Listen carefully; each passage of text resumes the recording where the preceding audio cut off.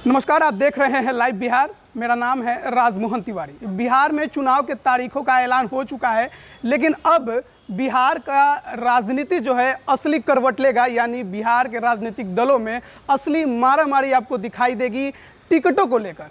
तस्वीर जो है यह राजद कार्यालय की है, जहां पर एक राजद नेत्री अनिश्चितकालीन अनशन पर बैठी हैं और उनका दावा है कि तेघरा विधानसभा से उन्हें राजद टिकट दे, अगर नहीं देगा तो यह अनशन जारी रहेगा। आपको बता दें कि तेघरा विधानसभा वही क्षेत्र है जहां से कन्हैया कुमार आते हैं। बेगूसराय जिले में आता है। बेगूसराय जो लोकसभा सीट है उसके अंतर्गत आता है और तेघरा विधानसभा के बारे में कहा जाता है कि यह वाम दलों का गढ़ है। 1962 से लेकर 2010 तक वाम दल यहाँ जीतते हैं, लेकिन 2010 में यहाँ से बीजेपी जीतती है। लेकिन 2015 में महागठबंधन बनता है तो राजद के खाते में यह सीट जाता है। राजद से वीरेंद्र महतो यहाँ से जीतते हैं, लेकिन 2020 विधानसभा चुनाव से ठीक पहले वो जदयू का दामन थाम लेते हैं, यानी कि अभी राजद से यह सीट खाली है। लेकिन खबर यह है कि यह सीट इस बार वाम दल महागठबंधन में शामिल होने के कारण वाम दलों के यह सीट वाम दलों को दोबारा दी जा सकती है महागठबंधन की ओर से, राजद की ओर से। इसीलिए यह जो नेत्री है राजद की, नाम है सुधा सिंह, वो अनिश्चितकालीन अनशन पर बैठी हैं। उनका कहना है कि वो पिछले 26 सालों से राजद की सेवा कर रही हैं, राजद को वहाँ पर बनाने का, ज़मीन वहाँ पर तैयार करने का काम कर रही हैं, लेकिन इसके बावजूद वो टिकट जो है वो वाम दलों को दी जाती है। मजबूरी है, लेकिन हमको सम्मान नहीं मिल रहा है। 25 साल से पार्टी में हमको किसी तरह का आज तक सम्मान नहीं मिला।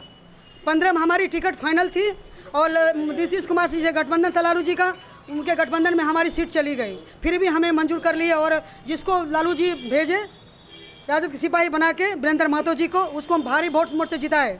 वो पार्टी दल छोड़ के चले गए, वो सीट मेरा खाली है। फिर सीपीआई के लिए गुपतगु वहाँ चल रहा है, जबकि तेघरा का मेरा जीता हुआ सीट है।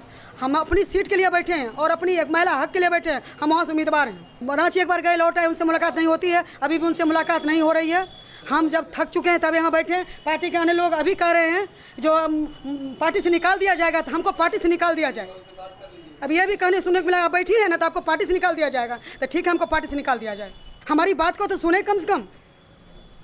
सबका अपना मकसद रहता है ना, पार्टी का झंडा ढोते हैं, क्या अपना उम्मीद नहीं रखेंगे हम? तो अभी आपने सुना, राजद की कार्यकर्ता रही हैं और नाम है सुधा सिंह और चाहती हैं कि तेघरा विधानसभा से इन्हें टिकट दिया जाए, लेकिन क्योंकि वाम दल का यहाँ पर गढ़ रहा है तो उम्मीद कम है, ऐसा कहा जा सकता है कि सुधा सिंह को यहाँ टिकट मिलेगा, क्योंकि वाम दलों को राजद यहाँ से इस बार जो सीट है वो उनको दे सकती है, वाम दलों के खाते में यह सीट जा सकती है। और शायद इसी वजह से अब इस तरह से आपको और भी कई विरोध झेलने को मिलेंगे, और ये केवल राजद में ही आपको देखने को नहीं मिलेगा, सभी पार्टियों में होगा। हर कार्यकर्ता चाहता है कि वो चुनाव लड़े, लेकिन सभी कार्यकर्ताओं को चुनावी मैदान में उतरने का मौका नहीं मिलता है। हालांकि पार्टियों को सोचना चाहिए कि जो कार्यकर्ता बहुत पुराना है उसे भी उम्मीदवारी दी जाए, उसकी भी आकांक्षाएं होती है और उसकी आकांक्षाओं को भी राजनीतिक पार्टियों को ध्यान में रखना चाहिए। हालांकि आगे क्या कुछ होता है ये तो भविष्य बताएगा, जब गठबंधन की लिस्ट जारी होगी और कौन किस सीट पर चुनाव